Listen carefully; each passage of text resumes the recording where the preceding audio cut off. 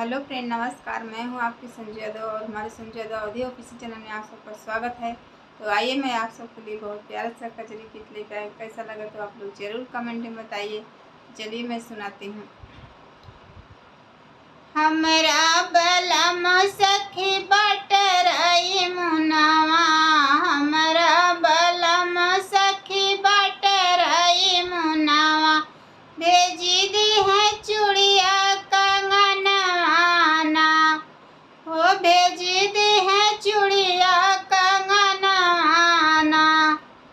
हमरो बलम सखी बटरई मुनावा, भेजी दी है चूड़िया कंगनवाना, हो भेजी दी है चूड़िया कंगनवाना। कंगना पहिरी हम गईले कुवनवा, कंगना पहिरी हम गईली कुवनवा, रची रची निरखै कहरवाना, हो घूमी घूमी निरखै कहरवाना।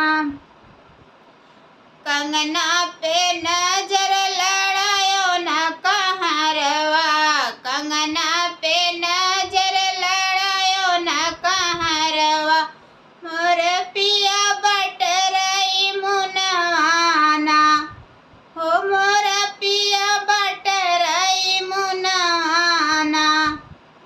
कंगना पे नजर लड़ायो न कहरवा, मोर पिया बटरई मुनवाना।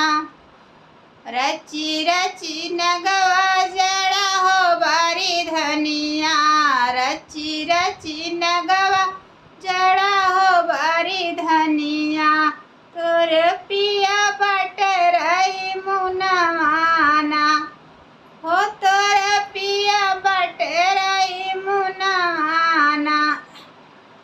हमरो बलम सखी बटरई मुनवा, हमरो बलम सखी बटरई मुनवा, भेजी दी है चूड़िया कंगनवाना, हो भेजी दी है चूड़िया कंगनवाना। कंगना पहिरे हम बाग में गईले, कंगना पहिरे हम बगिया में गईल, घूमे घूमे निरखै हो मलियाना, हो घूमे घूमे निरखै हो मलियाना। रची रची नगवा जड़ा हो बारी धनिया, न रची रची नगवा जड़ा हो बारी धनिया, कहाँ बाटे तोहरो सजनवाना, हो कहाँ बाटे तोहरो सजनवाना। कंगना पे नजर लड़ाओ न हो मलिया, कंगना पे नजर लड़ाओ न हो मलिया, मोर पिया बटरई मुनवाना, हो मोर पिया बटरई मुनवाना। हमरो बलम सखी बटरई मुनवा, भेजी दी है चूड़िया कंगनवाना, हो भेजी दी है चूड़िया कंगनवाना।